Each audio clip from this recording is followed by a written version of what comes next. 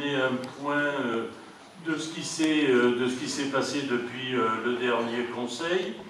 Donc, en ce qui concerne les projets de revitalisation Petite Ville de demain, la réhabilitation de l'espace Mistral suit son cours. Le 6 mars, il y a eu lancement de l'appel d'offres aux entreprises. Bon, il y a 12 lots, je ne vais pas les énumérer. La date limite de remise des offres est le 8 avril. L'objectif est d'avoir une installation des chantiers en juin 2024 et le démarrage du lot 1, qui est le renforcement des sols par injection, dès juillet 2024. La réfection de l'église, on a eu quelques retards. En effet, le lot couverture zinguerie, il a été suspendu. Une étude est en cours à la charge de l'entreprise parce qu'elle estime ne pas pouvoir installer correctement la ligne de vie. Donc, et la pose de gouttière et de descente pluviale, c'est à elle de trouver une solution.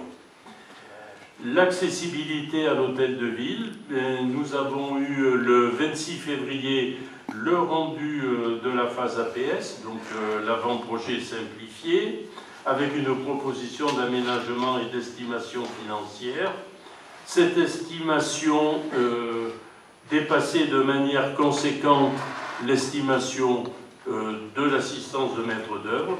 Nous avons donc demandé une réduction de nos besoins, ainsi, donc pour raison budgétaire bien sûr, ainsi seul serait accessible l'aile sud du rez-de-chaussée, la salle d'honneur et le bureau du maire.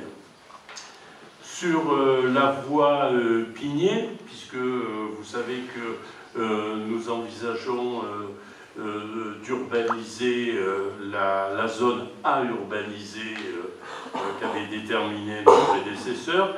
Donc le rendu de la phase 1, présentation, diagnostic et proposition d'aménagement avec estimation financière, prévue pour le 26 mars. Mauvaise nouvelle, vous savez que la VREAL, l'autorité d'environnement, nous avait demandé d'abattre la totalité, sauf un ou deux, des platanes de la place Jean Jaurès. On avait refusé en disant qu'on allait faire, à cause du chancre coloré bien sûr, et qu'on allait faire régulièrement des contrôles. Donc on a effectivement fait ces contrôles et 3 nouveaux platanes sont contaminés, mais on garde les autres en espérant pouvoir les conserver. Donc évidemment on le fait après des tests laboratoires avérés. Ils vont être abattus dans les plus brefs délais, date en attente de confirmation, et la replantation se fera ultérieurement durant le printemps et avant les festivités d'été. Alors vous savez, la difficulté, c'est que ce chancre se propage par les racines, par la terre, c'est-à-dire il ne suffit pas de couper l'arbre, il faut complètement le dessoucher, enlever, donc dépaver autour, enlever la terre, l'emmener dans une décharge spécialisée pour éviter effectivement que cette maladie ne se propage aux autres arbres. Et nous allons installer, comme c'était prévu, rue du Général Giraud, de nouvelles bornes escamotables. Ensuite, vous rappelez que nous avions voté à l'unanimité un vœu concernant la zone d'accès au plateau de Signes. À l'époque, l'étude proposée par la Chambre de commerce et d'industrie prévoyait une étude de 30 mois. Ensuite,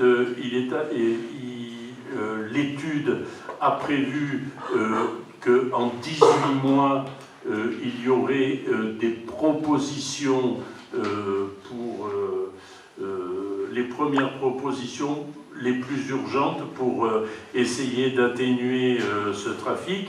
Et suite à notre vœu, qui avait été, je rappelle, quand même voté à l'unanimité, donc ça a eu son importance, nous demandions un délai de 6 mois. La réponse a été un délai de 1 an et nous serions conviés régulièrement au comité technique de manière à pouvoir donner nos observations et voir les avancées. Donc la première réunion a eu lieu le 21 février dernier. Nous y sommes rendus avec M.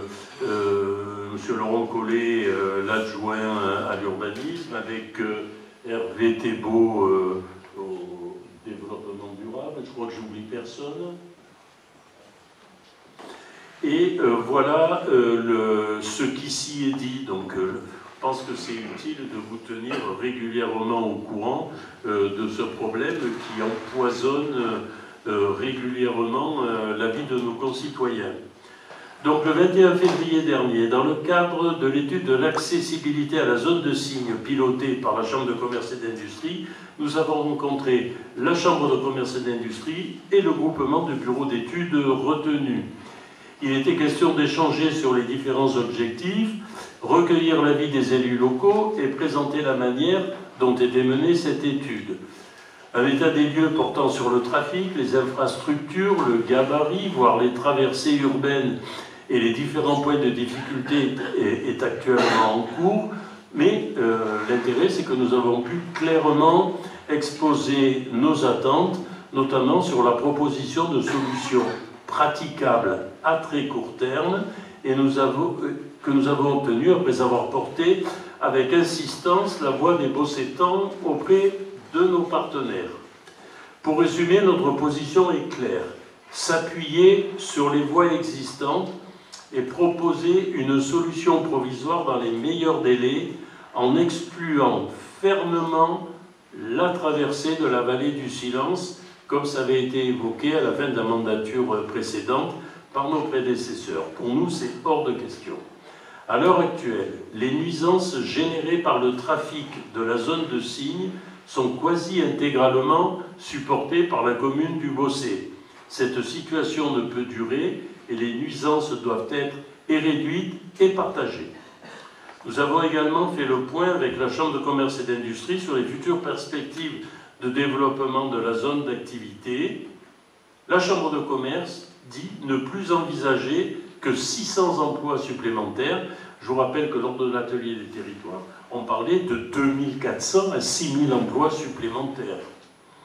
Que 600 emplois supplémentaires sur la zone et refuse les projets générant un trafic trop important de poids lourds, en gros les entreprises de logistique. Enfin, en gros.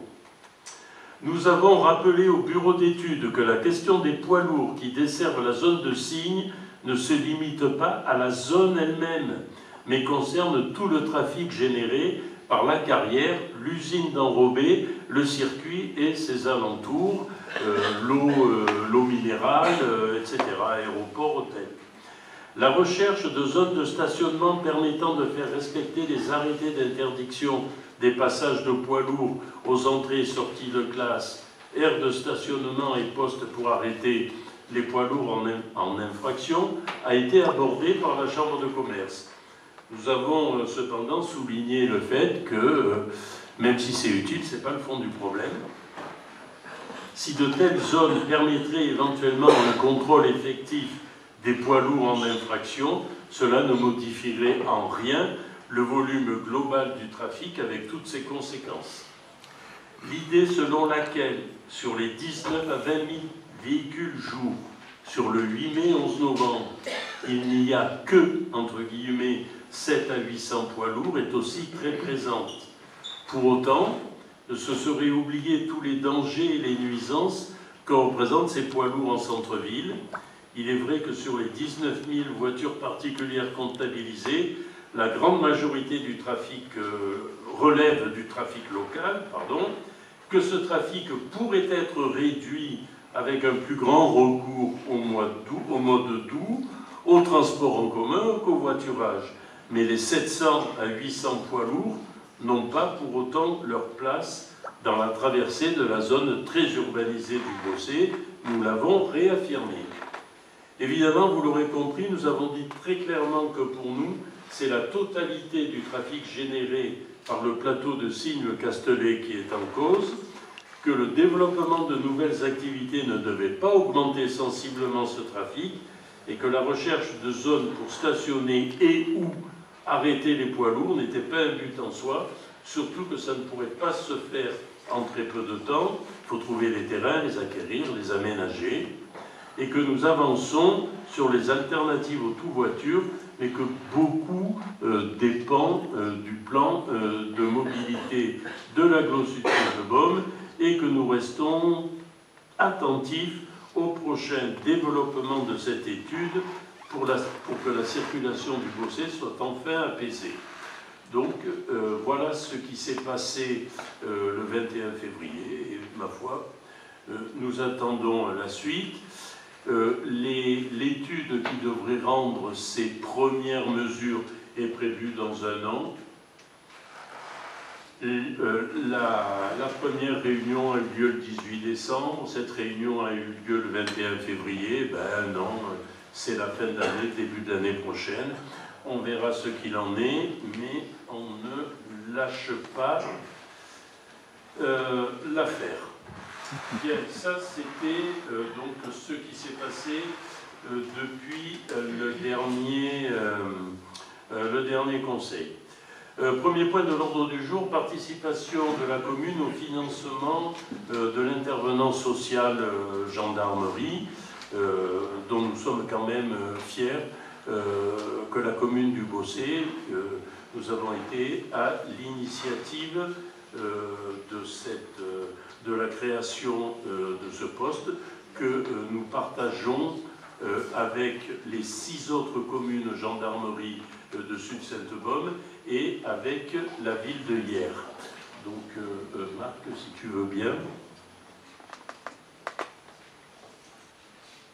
Faudrait que tu... hop. Comment ça marche, ça? Oui, c'est bon. Alors, modification. Bonsoir. Pour soutenir l'action des forces de sécurité de l'État en matière d'aide aux victimes et de permettre une prise en charge sociale des personnes qui en ont besoin, le préfet du Var souhaite renforcer et pérenniser le dispositif d'intervenants sociaux en commissariat et en gendarmerie, donc, le sigle ISCG. Un dispositif cofinancé dans le cadre du Fonds interministériel de prévention de la délinquance. L'intervenant ou l'intervenante sociale assure l'interface entre les services sociaux et les services de police ou de gendarmerie. Il représente un trait d'union entre les forces de sécurité intérieure et les secteurs sociaux, judiciaires et ou médicaux. Son activité s'intègre donc pleinement à la politique de prévention de la délinquance et de lutte contre les violences intrafamiliales et les violences faites aux femmes. Il est proposé au conseil municipal de renouveler la convention cadre pour les années 2024 à 2026 et de participer au financement du poste de l'ISCG pour cette même période. Voilà. Est-ce qu'il y a des questions, des remarques? Donc je vous demande l'autorisation de signer la nouvelle convention pour 3 ans. Qui est contre? Qui s'abstient? Merci. Point suivant de l'ordre du jour est un point mineur, mais enfin on a tenu à ce que